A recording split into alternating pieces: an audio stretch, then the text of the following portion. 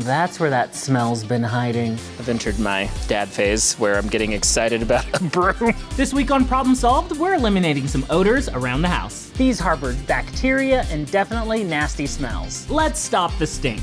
The hardware store usually has a huge selection of cleaning supplies and stuff that like normal stores don't carry. If you're doing DIY laundry solutions, necessary. If you notice that your towels and linens are a little rough, it could be the buildup of detergents over time. And yes, it's true, the washing machine can build up a residue on your towels that actually prevents them from getting clean. Laundry stripping is rinsing off all that residue and debris off your linens, so then they're fresh and clean again. If you're looking to laundry strip without the hassle, your washing machine could be the key. This is gonna be the perfect method to deep clean those towels and bedding and other linens around your house. The stripping process is a method that will remove excess residue and dirt from your towels that's embedded in those fibers. If you notice that your towels and sheets aren't as soft as they used to be, laundry stripping could be the method to restore them. The keys here are borax and washing soda. This stuff is a powerful laundry booster. Although similar, you'll want to make sure to use washing soda, not baking soda. I use about a 1/4 cup of borax. Ooh, you know they say, more is more. An equal part washing soda, just a tiny bit of a powdered detergent of your choice. What makes this hassle-free and effective? Everything can happen right in the machine. You'll want to pick a cycle where you can fill your machine up with water. Try to start with warm water if the fabrics can handle it. Then you'll want to use a soak feature if your machine has it. Some machines that are super simple, all you'll have to do is open the lid to pause the cycle and let everything soak. Some have an auto drain cycle, so you might want to move back to the bathtub for your laundry stripping. Some machines are just too smart for their own good. Once the machine is full, you'll want to give it about 4 to 5 hours to let all those ingredients do their magic and get rid of all the residue on your linens. This makes laundry stripping so easy because you have water fill, water drain, and everything all contained in a machine that's designed to wash your clothes. A bathtub is really just extra work. The traditional method of laundry stripping in your tub has a few challenges. One is that you'll have to transfer that laundry to the washing machine after it's done. Or maybe you don't have a suitable tub or need to use the tub instead of it being occupied by laundry stripping. Since bathtubs are so low, it can also be a strain on your back, especially if you have mobility issues. And add all of my laundry. Just making sure everything is submerged and mixed in there and that I don't fall in. Sitting on the edge of the tub, watching the laundry strip away. This process is kind of a mess. And towels, when they're wet, are so heavy. Yep, just doing this in the washing machine is 10 times easier. Maybe the influencer community loves to do this in their bathtub because it looks cool. You know, all that dirty water, you get a real good sense of before and after that, oh my gosh, all this stuff is coming off of my clean sheets. Oftentimes it's not dirty water, it's the dyes leaching out of fabrics and fibers, so it appears much dirtier than it is. Another limitation of the tub is you'll need to clean the whole thing after you laundry strip in it, so that's just one more project. Once the laundry stripping is complete, all there is to do is complete the cycle. Rinse and spin. If you have a big bulky load, you may want to do an additional rinse cycle just to make sure you're washing out all those ingredients. At least the work is worth it, soft, fresh, and smelling good. I love warm laundry. No, here's what happens to me. I'll leave the house for a couple hours, or like, you know, for the day, or go on a trip and come back and I'll be like, what happened? Did my house always smell like this? That is my indication that something needs to be cleaned up. We can become so nose blind to just the smallest little odors around our house. We get used to them, but if a guest comes over, if a neighbor comes by, you can tell a lot by how something smells. The nose always knows. Doing some lawn care, and by lawn care I mean synthetic lawn care, but I wanted to pick up a new hose. I want one of these flexible hoses. I love this slogan. The future of advanced hose design. It's pretty aggressive for a water hose. We don't have to go overboard with 100 feet. 50 is fine. This is the career we should have had, is producing the photo for labels and stuff. I could have only imagined being the photographer. All right, Greg, now use this to reach for, I don't even know what that is. Deborah, I'm gonna need you to grab the newspaper off the front porch. This one is cheaper than the other one. I'm down for a cheaper option. It's like lighter too. This is why you don't always just get the first thing you see. Just because a trash can's designed to hold trash and nasty stuff doesn't mean it needs to stay dirty. The bin that holds your trash needs to be clean too. I figured it out. You know, there's those grabbers, the hardware store.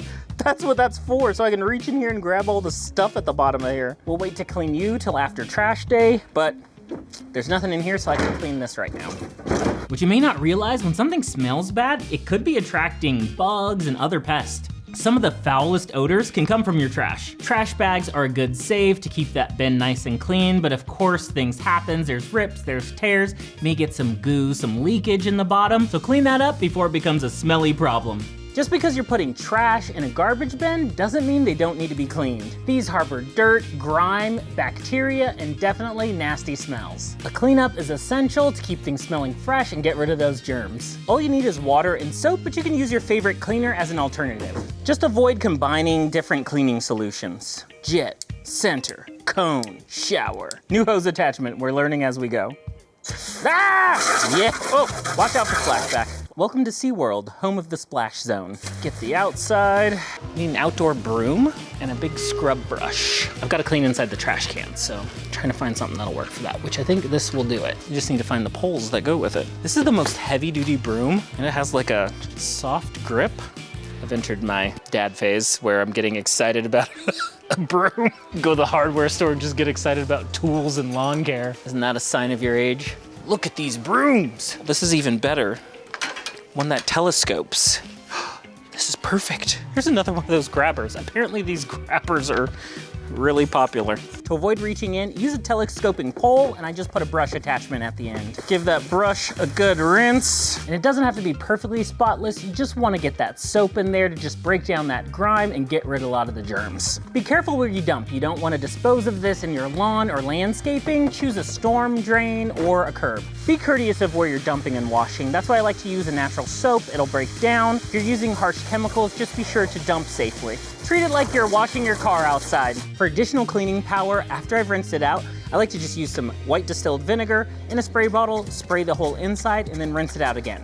Let this sit on there for 5, maybe 10 minutes, and then rinse it again.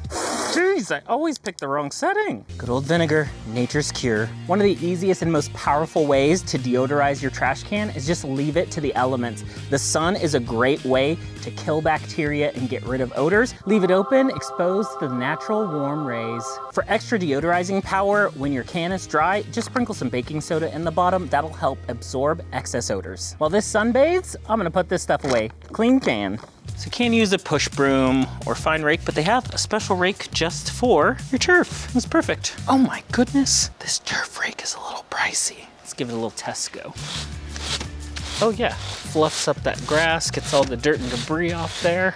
You could just buy a section of fence and a horse trough. A galvanized steel trough for my cattle. It's just a raised bed planter.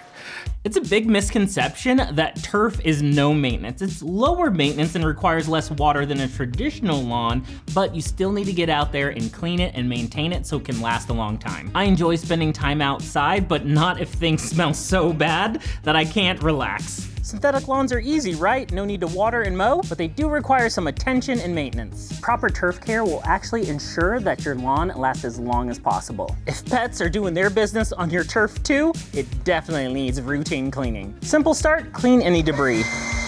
Hose your lawn down to get rid of excess dirt and especially wash away all those pet remnants. Did smell a little bit back here, so this will be great to freshen it up. If you have a synthetic lawn, you probably want to pick up a turf rake.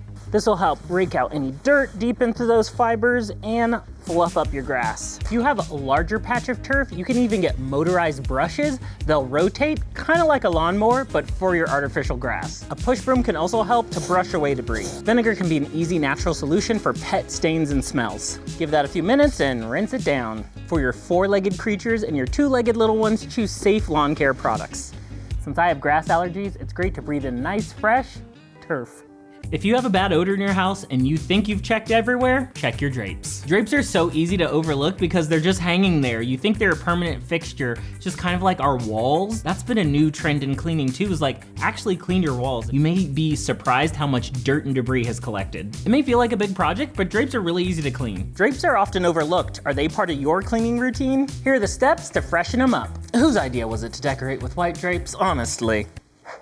That's where that smell's been hiding. Definitely some stains and maybe some pet hair to deal with. Just gonna take these 2 panels down and start with these. Drapes are easy, just follow the care tag. Most can go in the washing machine, while others you can simply hand wash. If you're hand washing, I opt for something like a large storage tub, but sinks, bathtubs, basins all work too. These things can get real dusty, so give them a good vacuum before washing. If you have larger drapes or they're more delicate, take them outside and give them a good shake out. Takes me back to my grade school days, playing parachute. Just need a few friends to help me shake this out. And simply choose the proper washing machine settings for the type of fabric and color. Go light on the laundry detergent. You can also add a laundry booster, something like a washing soda to help with the odors. Go really light on the detergent for your drapes. A little bit of that washing soda to help with odors. When you're shopping for drapes, check that care tag too. If they're machine washable, that'll definitely save you some steps when it comes time to clean them. If you have any stain spots, you can even pre-treat them with your favorite stain remover. A quick clean method if your drapes aren't stained, simply vacuum and steam. Mini steamers will come with an attachment for fabrics. Steam is a powerful way to clean drapes with one ingredient, water. It'll deodorize and sanitize. Just make sure those drapes can handle water and heat. You can even test a small corner before you do the rest. Some drapes you can tumble dry on low, but I just prefer air drying. I just hang them out, let them dry, and some sunlight is even better. And the last step, if you have wrinkles, go ahead and iron or steam. Avoid overcrowding that washing machine, just do a few panels at a time. Looks clean, smells like nothing. The best smell of all.